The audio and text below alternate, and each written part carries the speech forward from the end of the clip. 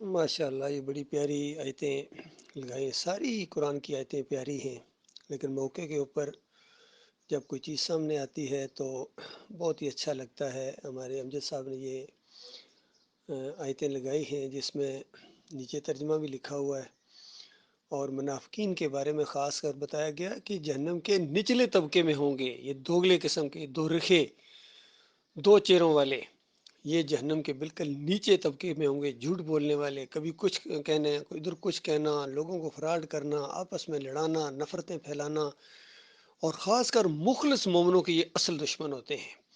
तो बताया गया इनको जहन्नम के बिल्कुल निचले तबके में रखा जाएगा और कोई भी वहाँ उनका हामी व मददगार नहीं होगा। कोई वहाँ इनकी फुर्ती और चालाकी काम नहीं आएगी। फरमाया मौका है, जो ज़िंदा हैं इस तरह के लोग, जो मर गए वो तो गए, उनको तो अब कोई वापस लाने वाला नहीं है। अलबत्ता जो लोग तौबा करें और अपनी इस्लाह कर लें और अल्लाह को मजबूती से पकड़ लें और अपने दीन को अल्लाह के लिए खालिस कर लें, तो ये लोग ईमान वालों के साथ होंगे। गौर किया आपने?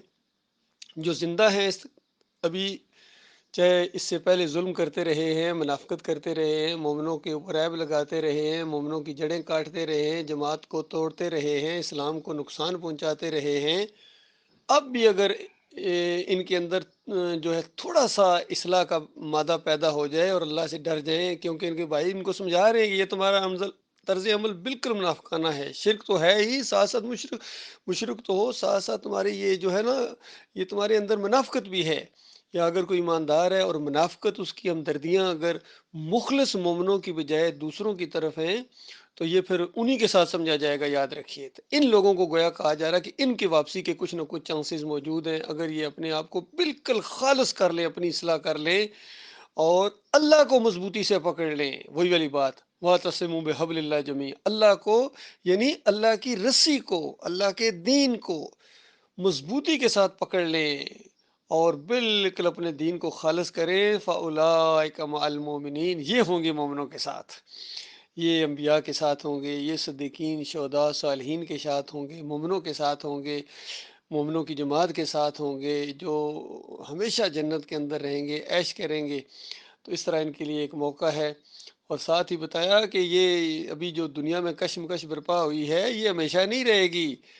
उसके बाद अनकरीब, बहुत ही थोड़ा वक्त ना गुजरेगा कि मालिक अपने मुखलिस बंदों को, जो जम गए हैं, तौहीद की दावत जिन्होंने उठाई है, रद्द शिरक करते हैं, कुफर बित्तागूत करते हैं, तो इनको बहुत ही करीब, यानी बिल्कुल करीब अभी थोड़ा सा वक्त रह गया है कि उसके बाद मालिक इनको अजर अजीम से नवाजेगा। और फिर एक अगली आयत जो आ रही है, ये तो मैं कहता हूँ इस कदर रहमत और शफकत वाली आयत है, इसके बारे में लोगों ने कहा कि इससे ज़्यादा रहम वाली आयत शायद ये कोई और हो। ये बहुत ज़्यादा रहम वाली आयतों में और ज़बरदस्त तसल्ली देने वाले मोमिनों को और सारे इंसानों को गोया मालिक फरमाता है, मा यफ़अलुल्लाहु बिअज़ाबिकुम इन कुन, मा यफ़अलुल्लाहु बिअज़ाबिकुम इन शकरतुम। ओए होए होए होए, मालिक फरमाता है अल्लाह तुमको अजाब देकर क्या करेगा अगर तुम उसकी शुक्रगुजारी करो। यानी इतनी नेमतें हैं, इतनी नेमतें हैं इंसानों के लिए कि गिनी भी नहीं जा सकती। और शुक्रगुजारी करो, सिर्फ इतनी बात अल्लाह ताला ने आपसे मांगी है। इतनी बात कह दो कि या अल्लाह, तेरे खावा तेरे गुन गावा, या मेरे मालिक। लेकिन इन्होंने क्या कहा है? इन्होंने ना शुक्री की है, इन्होंने कहा तेरे खावा तेरे गावा या रसूल अल्लाह। कोई कहता है अली रज़ी अल्लाह तआला अन्हु की मुश्किल कुशा है, कोई कहते हैं अब्दुल कादिर जिलानी इनके गौस हैं, कोई मुईनुद्दीन चिश्ती के मज़ार पर जाके फरियादें करते हैं, कोई अली अजमेरी के मज़ार पर जाकर देगे चढ़ाते हैं, वहाँ शुक्रगुजारी करते हैं, कोई बर इमाम माथा टेके जा रहे हैं। और बड़े बड़े अंदाज़ा लगाइए, मामूली नहीं, मौदूदी साहब की ज़िंदगी के अंदर नायब अमीर की हैसियत से अंदाज़ा लगाइए, नायब अमीर की हैसियत से प्रोफेसर गफूर गए हैं, वहाँ जाके चादर चढ़ाई है बर इमाम के उस मज़ार के ऊपर, इस बुतकदे के ऊपर जाकर चादर चढ़ाई और ऐलान किया है कि अगर तुम मुझे इलेक्शन में कामयाब कर दो, तो जिस तरह इस्लामाबाद की सड़कें हैं खूबसूरत चौड़ी, इस तरह रावलपिंडी से मैं एक सड़क लेके आऊँगा ताकि आसानी के साथ ये मुशरक यहाँ अपने माबूद के सामने जाकर अपना माथा टेक दें। तो ये मुसलमानों के मंदिर हैं, ये गुम्बद, ये मज़ार, ये इनके दिमागों के अंदर चले गए, दिमागों के अंदर चले गए। बिल्कुल मूर्ति पूजा जिस तरह होती है, इस तरह मज़ार पूजा, गुम्बद पूजा, कब्र परस्ती इन मुसलमानों के अंदर आ गई है। और अल्लाह ताला वो दिन दिखाए कि گنبدوں کو توڑا جائے، ہٹایا جائے ان کو، پیچھے نبی علیہ السلام کی سنت کو بحال کیا جائے، قائم کیا جائے، کیونکہ نبی علیہ السلام نے فرمایا قبروں کو کچا رکھا جائے، ان کے اوپر کوئی گنبد اور کوئی عمارت نہیں بننی چاہیے، اور نہ کوئی مجاور بن کر بیٹھے۔ اس سنت کو بالکل نافذ کیا جائے، اللہ کی سنت کو جو نبی علیہ السلام کے ذریعے پہنچی ہے۔ تمام انبیاء کی یہی سنت رہی ہے، توحید تمام سب سے پہلی سنت تمام انبیاء کی اور آخری نبی محمد صلی اللہ علیہ وسلم کی یہ ہے کہ سنت ہے اللہ کی وحدانیت کو ماننا، اور پھر دوسری سنت یہ ہے کہ اس پر جم جانا اور پھر اسی کا پرچار کرنا، یہ ساری سنتیں ہیں۔ تو اس کے بعد یہ سارے جہاں بتکدے ختم ہوں گے، بتوں کو، مورتیوں اور تصویروں کو پھاڑا جائے گا، وہاں گنبدوں کو بھی توڑا جائے گا، بالکل ذرا ایک بھی نہیں چھوڑا جائے گا۔ یہ جو کچھ کہتے ہیں نا ایک چھوڑ دو، ایک بھی نہیں چھوڑیں گے، ایک بھی نہیں چھوڑیں گے۔ عبد الوہاب نجدی نے کتنے گنبد توڑے تھے، اس نے تو اس کے عقیدے میں خرابی، تب اس نے ایک چھوڑ دیا، لیکن جب مومن آئیں گے کوئی ایک بھی نہیں چھوڑیں گے، کیونکہ نبی علیہ السلام کی سنت کو، نبی علیہ السلام کی بات کو نافذ کیا جائے گا۔ یہ ہے، یہ ایسے لوگ سارے نبی علیہ السلام کی پیروی کرنے والے ہیں اور صحیح معنوں میں نبی علیہ السلام سے محبت کرنے والے ہیں۔ باقی جو گنبد کے رکھوالے ہوں اور اس کو اگر کہا جائے کہ یہ غلط ہے، یہ حرام ہے، شرک کی علامت ہے، تو اس کے بعد آگے سے فتوی لگاتے ہیں گستاخی رسول کے اندازہ لگائیے۔ اس طرح ان کے دماغ کے اندر یہ گنبد چلا گیا ان مشرکوں کے، کافروں کے۔ تو اللہ تعالیٰ وہ دن لائے، تب اسلام پوری دنیا کے اوپر غلبہ پکڑے گا۔ یہ دعوت جو اٹھی ہے یہ ایسے نہیں اٹھی ہے، یہ اتفاقی اور ہنگامی طور پر نہیں اٹھی ہے۔ 20ویں صدی کے آخر میں ڈاکٹر مسعود الدین عثمانی رحمۃ اللہ علیہ کے ذریعے یہ دعوت اٹھی ہے، توحید کی دعوت، رد شرک کی دعوت، کفر بالطاغوت کی دعوت۔ اور 1986 میں دسمبر میں ڈاکٹر صاحب فوت ہو گئے، اور اس کے بعد یہ دعوت آگے بڑھتی گئی، ایک جماعت قائم ہوئی۔ پھر وہی ہر دور میں اسی طریقے سے ہوا ہے، انبیاء کے ماننے والے بعد میں آہستہ آہستہ شرک کے اندر مبتلا ہو جاتے ہیں۔ تو ڈاکٹر صاحب کی جماعت بھی آہستہ آہستہ 2017 کے اندر آ کے محمد حنیف نے اس کے اندر شرک کے انجیکشن دیے، اور شکر گزاری کی بجائے ناشکری کی اور الزام لگایا یعقوب علیہ السلام کے اوپر اور یوسف علیہ السلام کے اوپر، حالانکہ وہ شکر گزاری کا سجدہ تھا جو پورے خاندان نے، وخروا لہ سجدا، لہو کی ضمیر اللہ کے لیے، اس لیے ڈاکٹر مسعود الدین عثمانی رحمۃ اللہ علیہ نے اس کی تفسیر بہترین بیان کی ہے، اور فتویٰ لگایا ہے جو اللہ کے علاوہ کسی اور کو سجدے کے قائل ہیں کہ اس کا ایمان خراب ہے جو اس طرح تفسیر کرتا ہے کہ یوسف علیہ السلام کو سجدہ ہوا ہے، کیونکہ یہ سجدہ شکر گزاری کا سجدہ تھا ان نعمتوں اور برکتوں کی وجہ سے جو اس خاندان کے اوپر اللہ تعالیٰ نے کی ہیں۔ سارے انبیاء اسی طرح کرتے تھے، اور اسی لیے مالک کہیں فرماتا ہے اگر تم شکر گزاری کرو گے میں اور اپنی نعمتوں کے اندر اضافہ کروں گا، اور یہاں مالک فرما رہا ہے ما یفعل اللہ بعذابکم ان شکرتم، کہ اللہ تعالیٰ تمہیں عذاب دے کے کیا کرے گا اگر تم شکر گزاری کرو۔ تو اللہ تعالیٰ عذاب نہیں دیتا، وہ تو ماؤں سے زیادہ محبت کرنے والا مالک ہے اپنے بندوں سے۔ پوری کائنات میں اس نے اپنی رحمت کا، شفقت کا اور محبت کا صرف ایک حصہ تقسیم کیا، اندازہ لگائیے۔ 99 حصے ابھی چھیڑے ہی نہیں گئے ہیں، بالکل محفوظ اپنے پاس اللہ تعالیٰ نے ان کو رکھا ہوا ہے۔ صرف ایک حصہ اس پوری کائنات میں ازل سے لے کر ابد تک یہ اللہ تعالیٰ نے تقسیم کیا ہے، جس کی وجہ سے یہ انسان آپس میں محبت کرتے ہیں، فرشتے انسانوں سے محبت کرتے ہیں، انبیاء اپنی امتیوں سے محبت کرتے ہیں، انبیاء آپس میں محبت کرتے ہیں، حتیٰ کہ جانور آپس میں محبت کرتے ہیں، اور ایسے جانور جو بالکل درندے سمجھے جاتے ہیں وہ بھی اپنے بچوں کے اوپر سے اپنا پاؤں ہٹا لیتے ہیں شفقت کی وجہ سے۔ کس طرح پرندے کبھی دیکھیں کس طرح اپنے بچوں کے منہ کے اندر آ کے غذا ڈالتے ہیں، کتنی محنت کر کے لاتے ہیں، یہ سارے محبت اس ایک حصے کا یہ اثر ہے اللہ کے بندوں۔ اور حدیث میں آتا ہے قیامت کے دن اللہ تعالیٰ اس حصے کو بھی اوپر اٹھائے گا اور 99 کے اندر شامل کر کے یہ ساری کی ساری محبت مالک اپنے مومن بندوں کے اوپر نچھاور کر دے گا۔ اس وقت پتہ چلے گا اللہ کے بندوں ایمان کیا چیز ہوتی ہے۔ آج تو کہتے ہیں بس یہ شرک شرک شرک انہوں نے لگائی ہوئی ہے، تنزیہ کہتے ہیں، اندازہ لگائی، میں نے ان کے منہ سے سنا۔ اور توحید کا دعویٰ کرنے والے بڑے بڑے توحیدی یہ کہتے ہیں کہ یہ تو ارشد کرملائی کسی کو بھی نہیں چھوڑتا ہے۔ وہ میں کہ میری کوئی ذاتی دشمنی ہے اللہ کے بندوں کی، کوئی زر زمین کا جھگڑا ہے؟ میرا تو جھگڑا پوری دنیا سے اسی ایمان کا جھگڑا ہے اللہ کے لیے۔ ہمارا کوئی کسی کے لیے یقینی نہ ریاست کا جھگڑا ہے، نہ مال کا جھگڑا ہے، نہ سر کا جھگڑا ہے، نہ زند کا جھگڑا ہے، کوئی جھگڑا نہیں ہے، نہ اقتدار کا جھگڑا ہے، صرف جھگڑا ہے اپنے مالک کی عزت اور وقار کا جھگڑا ہے کہ جو اللہ کی کبریائی کے اوپر تم نے ہاتھ ڈالا ہے، ٹاکا ڈالا ہے دن دہاڑے۔ شرک اللہ کو گالی ہے، اور اللہ کو گالی دیکھتے ہوئے میں سنوں اور پھر میں خاموش رہوں، کبھی یہ نہیں ہو سکتا ہے۔ میں اپنے مالک کا بندہ ہوں، مالک نے اپنے دین کے لیے چنا ہے۔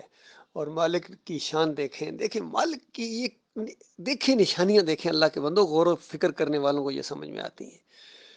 مالک نے ابرا کو بڑے بڑے ہاتھیوں کے ساتھ جو آیا تھا لشکر، اس سے حالانکہ مالک بڑے بڑے پرندے بھی وہاں بھیج سکتا تھا. ابھی جس طرح یاجوج ماجوج جب مریں گے تو بڑے بڑے اونٹوں جتنے پرندے آئیں گے، ان کو لاشیں اٹھائیں گے، ادھر ادھر پھینکیں گے.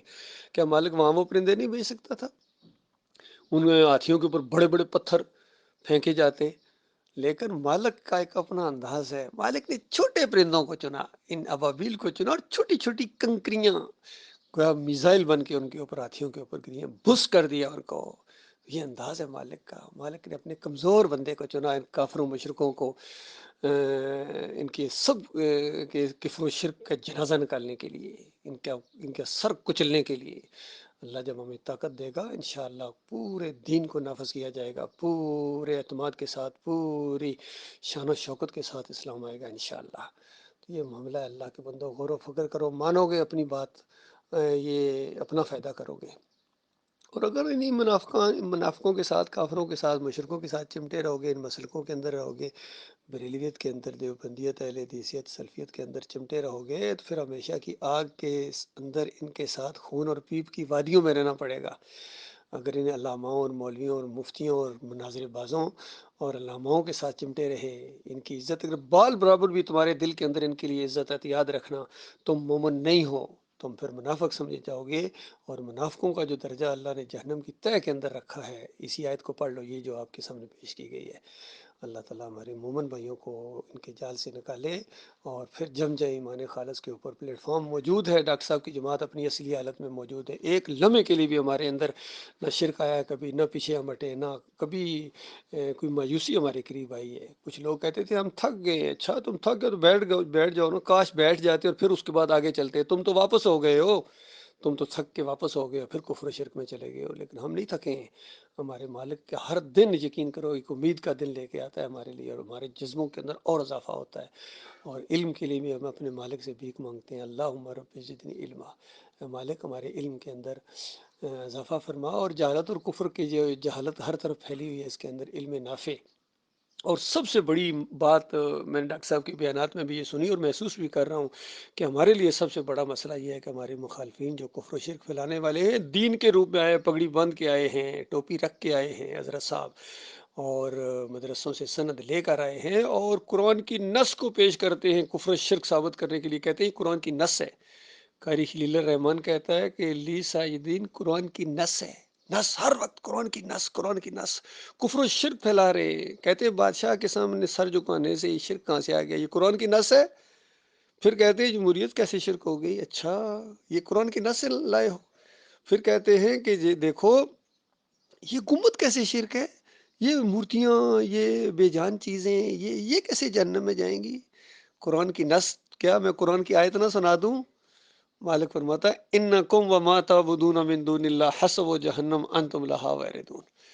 کہ جن جن کی تم بندگی کرتے رہے ہو، یعنی اللہ کے مقابلے میں تم نے جس کی بات مانی ہے، چاہے یہ انسانوں میں سے ہوں، یہ جو طاغوت گزرے ہیں بڑے بڑے کافرین جنہوں نے پھیرا ہے، جنہوں نے یہ پکاریں لگوائی ہیں، نظر و نیازیں کروائی ہیں، واسطے وسیلے دلوائے ہیں، بے حرمتے اور بے حق کے فلاں کے یہ طریقے نکالے ہیں، یہ سارے تمہارے پانڈے جائیں گے جہنم کی آگ کے اندر. اور باقی جو انبیاء ہیں جو پوری زندگی توحید کی دعوت دیتے رہے ہیں، اولیاء اللہ ہیں، نیک لوگ ہیں، صحابہ کرام ہیں، تابعین ہیں، تبع تابعین ہیں، یہ تو جنت کی بہاروں کے اندر ہوں گے، آپس میں اکٹھے ہوں گے، وہاں مزے کر رہے ہوں گے. بے ایمانو، ان کا وہاں جہنم میں کیا کام؟ جہنم میں تم جلو گے، تمہارے اکابرین جلیں گے، مشرکوں منافقوں، اور جنہوں نے یہ راستہ تمہیں دکھایا وہ سارے کے سارے آگ کا ایندھن بنیں گے. اسی آیت کی تشریح میں ڈاکٹر عثمانی رحمۃ اللہ علیہ سارے کا یہ سب جلیں گے، ساری مورتیاں اور ساری یہ تصویریں اور سارے یہ قبے، سارے مزار اور گنبد سارے. پوچھنے والے نے کہا کہ یہ بھی؟ کہا ہاں یہ بھی جائے گا، کوئی ایک بھی نہیں بچے گا. اللہ تعالیٰ غور و فکر کرنے کی توفیق عطا فرمائے.